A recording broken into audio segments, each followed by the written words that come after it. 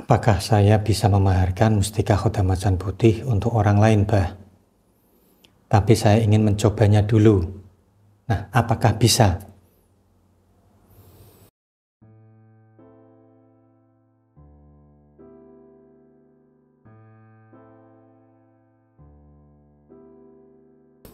Assalamualaikum warahmatullahi wabarakatuh.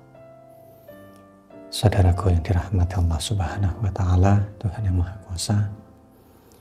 Salam sejahtera, semoga Anda semua diberikan kesehatan, kebahagiaan, dan berkecukupan. Amin. Amin. Ya Rabbal Alamin. Nah, jumpa lagi dengan saya, Abah Ramdhani. Di video ini masih membahas seputaran khotam macan putih, ya. Nah, kali ini saya akan menjawab ada salah satu pertanyaan dari klien saya. Ya, kebetulan klien saya ini dari negeri tetangganya. Sebut saja Pak Cik. Ya. Nah, Pak Cik ini klien lama saya. Beliau ini asli Jawa Timur, tapi beliau ini membuka praktek konsultan spiritual di negara tetangga. Nah, di sana beliau itu punya banyak klien juga, ya. Nah, Pak Cik ini sudah terhitung memahar sarana dari saya untuk para kliennya. Nah, itu mulai dari sarana atau ageman pelarisan, terus kemudian pengasihan, masalah khotam, dan lain sebagainya. Nah, kemarin beliau ini bertanya bahwasanya ada salah satu klien beliau yang ingin memahar mustika khotam macan putih. Nah, dari Pak Cik sendiri, ya, nah itu ingin mencoba menggunakan mustika khotam macan putih ini. Nah, jadi beliau itu berinisiatif untuk mencobanya terlebih dahulu sebelum diberikan kepada kliennya tersebut.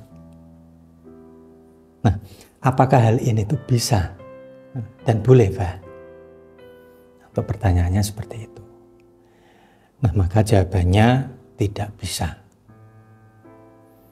Dan alasan saya jelas.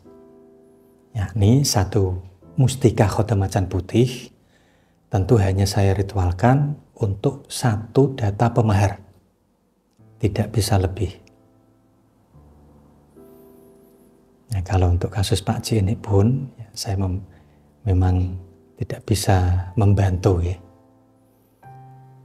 Ya, karena kalau dipaksakan nanti maka harus ritual 2 kali. Meritualkan untuk Pak Cik dulu, lalu kemudian baru ritual lagi untuk klien Pak Cik. Nah, tentu selain merepotkan saya, ya, lalu biaya ini bisa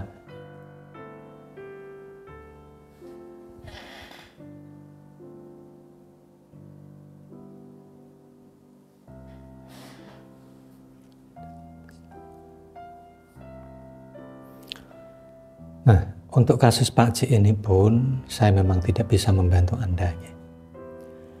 Karena kalau dipaksakan maka harus ritual 2 kali.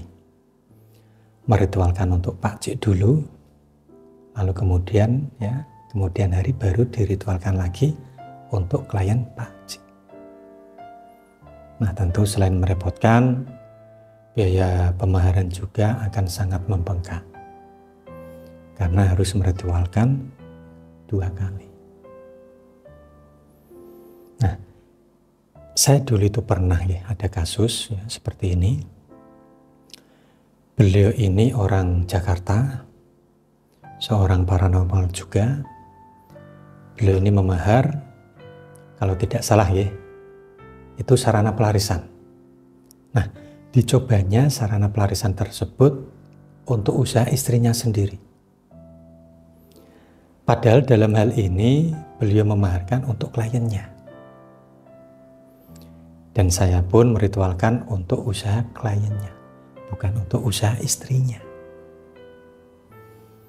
Nah, hal ini ketahuan setelah beliau ini komplain kepada saya. Karena sarana pelarisannya ini hanya aktif itu di hari-hari pertama saja.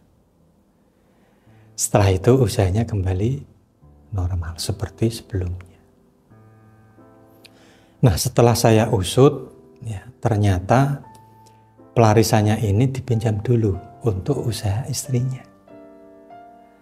Tentu hasilnya ini tidak akan maksimal.